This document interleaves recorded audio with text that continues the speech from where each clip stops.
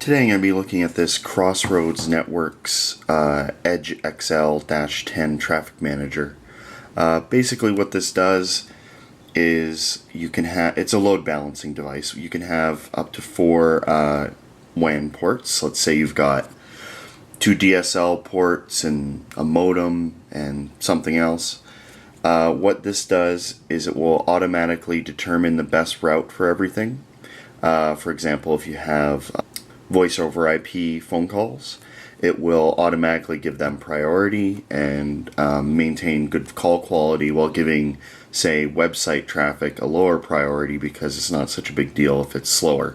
This particular one is their little standalone unit. They make much larger rack mount units. On the front, it's got a array of LEDs, power, whatever XOS is. I don't know. Maybe that's their operating system if it's like an error or something.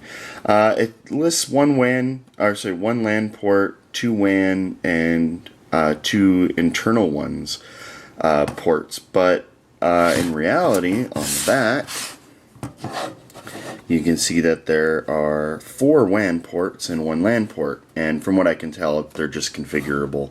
So, for example, if you only have 2, say your company has a DSL and a cable connection, you may want to use these for something else. It's got a console port, standard serial, and an annoying little power adapter plug. The actual pin inside is larger than usual, so I may have to solder in just some wire to this thing because I can't plug in my power adapter, and I can't figure out what this actually requires.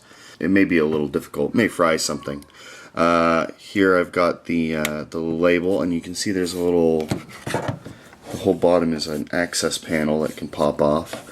As you can see, it's an EDGEXL-10. Sorry, the light. Nothing really interesting on the bottom. It just doesn't even have plastic feet. One thing I did notice is that this thing's obviously been moved around a lot. The paint has been completely worn off the bottom. As you can see, the sticker holds the panel on as well, which is kind of annoying, but it comes off pretty easily. It's one of these metallized stickers that won't peel. And under here we've got this looks like a PCI, a mini PCI slot rather than RAM, and an A-Pacer 1/2 gig compact flash, an industrial one. One thing that's kind of funny is, look, they put the effort of hot gluing it in place so it doesn't vibrate loose.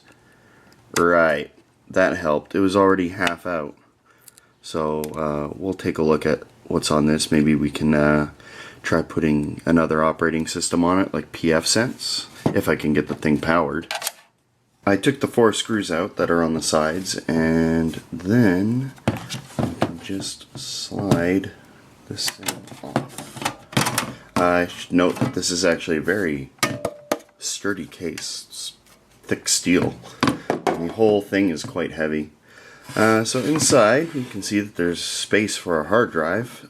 Obviously they didn't need one in this. Perhaps it's optional, or it's only needed on certain models. I'm not sure. Parallel ATA, serial ATA, internal power connector. If you look closely, that cap is bad. Oh, there's a bad one here too. That's not good. Oh, they're Nichicon KZG series. Those are known bad, I believe. I got a 40mm fan on the either processor or the platform controller, not sure. Same with a heatsink for it. Let's see what else we've got here. I think this is Realtek Ethernet ports. They're all 100 base T, not gigabit. Some onboard memory, CMOS battery, blah blah blah. Some pin headers here. This one's labeled, that's weird, this one's labeled VGA connector, but it's only 10 pin. Perhaps there's a way to hook this up. And some voltage regulator circuitry over here. These caps at least look good. And yeah, provision for one of those older style power connectors. So this can obviously run off like a switch mode power supply.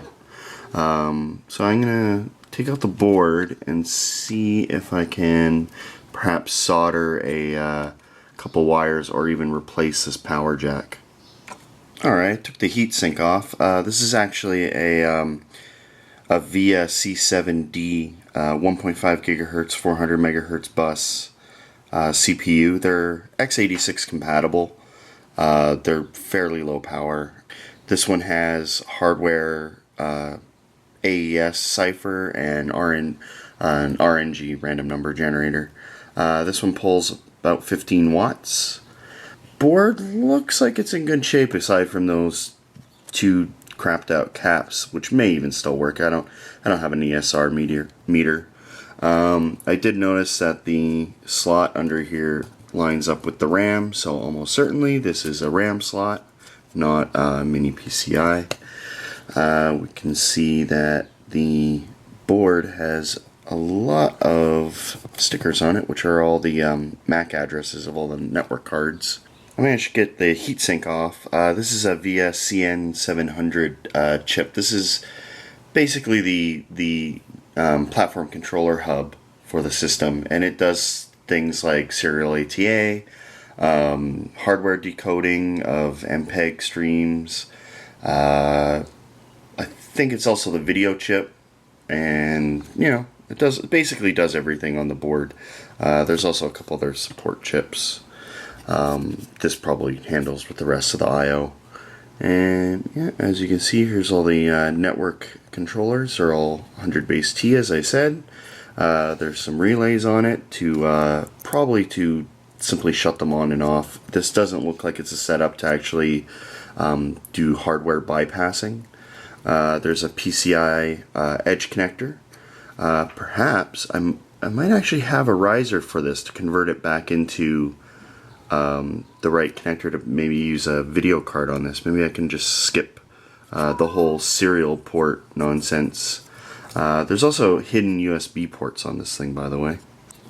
As you can see, there's no cutout for the USB ports on the Mac, so they're well hidden. Unfortunately, it looks like this is going to be a short video because I soldered on some wire and replaced the two caps. Nothing. I don't know if it's that this needs more than 12 volts or it just is totally fried, or maybe all the caps are bad, because like I said before, this series of cap, there's a defective run or several defective runs, or maybe even all of them.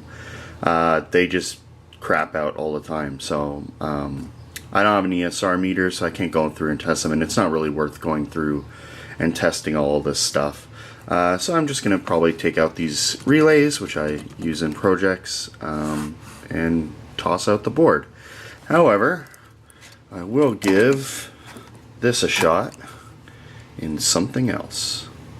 Okay, I've got my Portwell MedWeb here, and I'm going to try the CF card in it and see if we can get it to boot.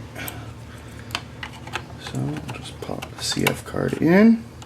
There we go, and let's see what happens.